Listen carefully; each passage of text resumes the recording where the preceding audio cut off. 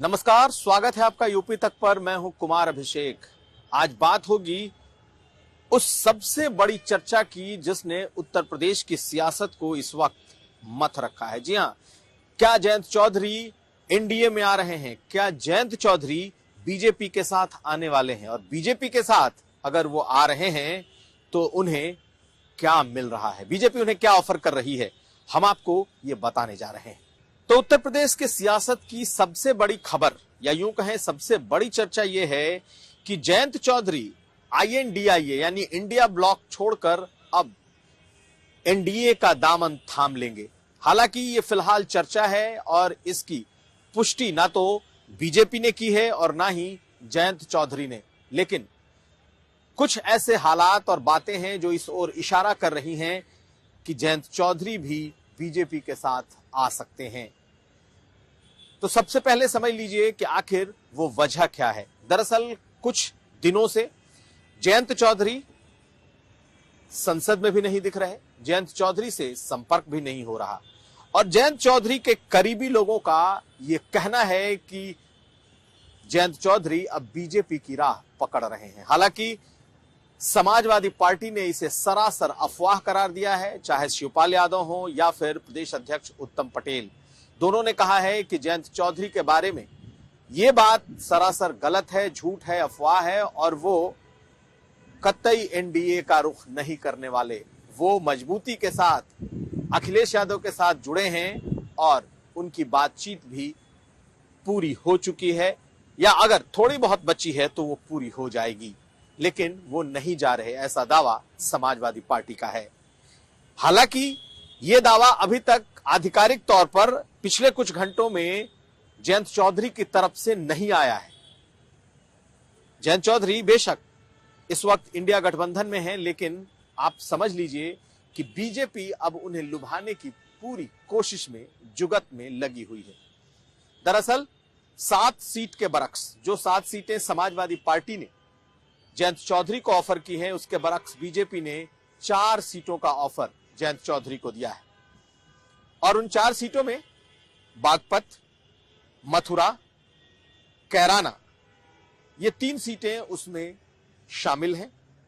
Muzaffarnagar BJP नहीं देना चाहती। 4 सीटों के अलावा बीजेपी राज्यसभा की 1 सीट भी ऑफर कर सकती है। ऐसा बताया जा रहा है कि उत्तर प्रदेश में 10 सीटों के पर चुनाव होने हैं। 10 में से 7 बीजेपी के हिस्से आनी है, 2 समाजवादी पार्टी के हिस्से आनी तय है। 1 सीट हालांकि वो भी समाजवादी पार्टी के पास ही जाएगी, लेकिन अगर जयंत अपना रुख बदलते हैं तो वो सीट बीजेपी की तरफ से जयंत को मिल सकती है। तो 4 पार्लियामेंट की सीटें, 1 राज्यसभा की सीट और 1 उत्तर प्रदेश में कैबिनेट विस्तार भी प्रस्तावित है और हो सकता है कि अगर वो एनडीए में आते हैं तो फिर जयंत के विधायकों में से 1 को कैबिनेट मिनिस्टर का पद भी दिया जा सकता है। तो बहुत कुछ ऐसी चीजें हैं जो इस वक्त जयंत को बीजेपी की तरफ से ऑफर की जा रही हैं।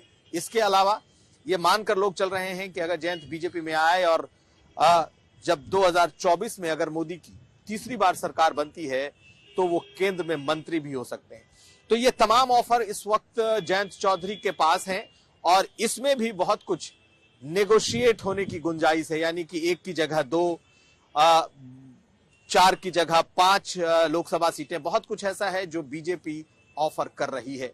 और बीजेपी का जो शीर्ष नेतृत्व है उसमें कुछ नेताओं से उनकी बातचीत चल रही है। हालांकि जो एक धड़ा है जयंत के नजदीक, वो बिल्कुल बीजेपी के साथ जाना चाहता है और उसने इस बात को कंफर्म किया है कि बीजेपी के बड़े नेताओं से जयंत चौधरी की मुलाकात हाल में हुई है, हाल में भी, और एक तो कुछ घंटों पहले यानी कि कल भी एक मुलाकात की चर्चा सामने आई है।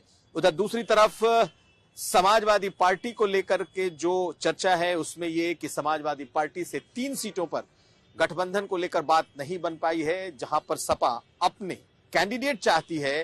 बेशक उसका चुनाव चिन्ह आरएलडी का ही क्यों ना हो, लेकिन इस पर बात इतनी नहीं बिगड़ सकती कि वो समाजवादी पार्टी से रिश्ता टूट जाए, ऐसा समाजवादी पार्टी का कहना है। कुल मिलाकर जयंत चौधरी को बीजेपी ने काफी कुछ ऑफर कर दिया है। जो जानकारी है, अब फैसला जयंत चौधरी को लेना है। देखना यह है कि क्या जयंत एनडीए की राह चलते हैं, मोदी के साथ चलते हैं, या फिर जयंत चौधरी अपनी जिस कमिटमेंट के लिए जाने जा रहे हैं पिछले कुछ वक्त से।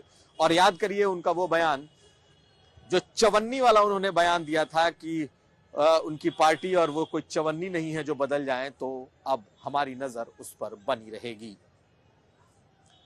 कुमार अभिषेक, लखनऊ, यूपी तक।